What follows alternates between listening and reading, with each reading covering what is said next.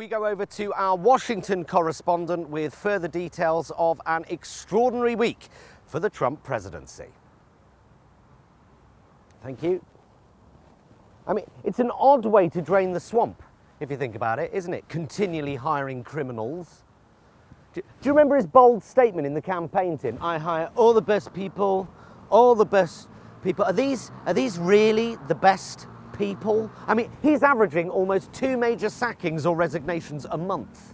And he surrounds himself with people, the best people, that keep getting found guilty of massive federal crimes. You've got to kind of wonder, haven't you? What does this say about the president's judgment?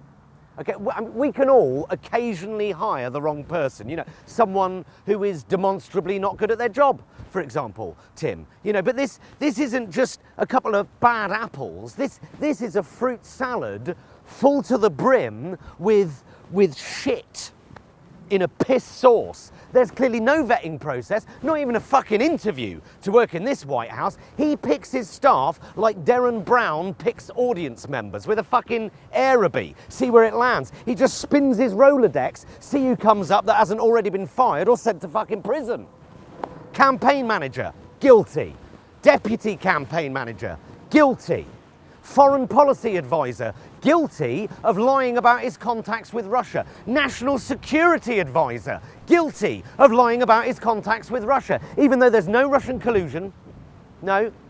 Trump's lawyer, guilty. Guilty as fucking hell. He's going away for decades, right? I don't like to fall back on the no smoke without fire cliche, but you're on fire, Mr. President. You've gone up like the fucking Hindenburg, mate. You are a big, fat, orange blimp full of hot gas crashing to the ground in a bowl of flames. Oh, the humanity!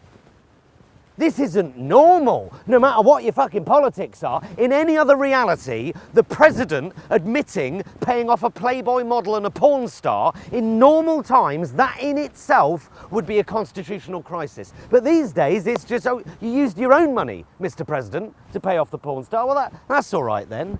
Although, according to Trump, he only learnt that he'd paid the money after he'd paid the money. The President of the United States, ladies and gentlemen, making America just fucking nuts again.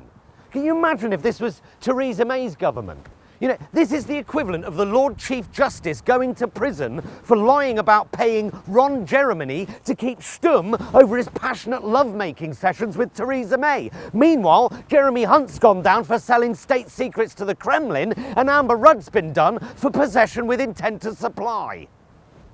One way or another, a constitutional crisis is now in occurrence in the US. Either, if Trump and Fox News is to be believed, the FBI has gone rogue and with the help of a corrupt global news media is trying to unseat the president without any compelling evidence, which is essentially a coup d'etat, or the president, who demonstrably surrounds himself with crooks, that's now a matter of public record, is either an extraordinarily bad judge of character, which means you really don't want this guy picking Supreme Court justices or negotiating with despots and dictators, for example, or he's a crook himself, Nixon 2.0.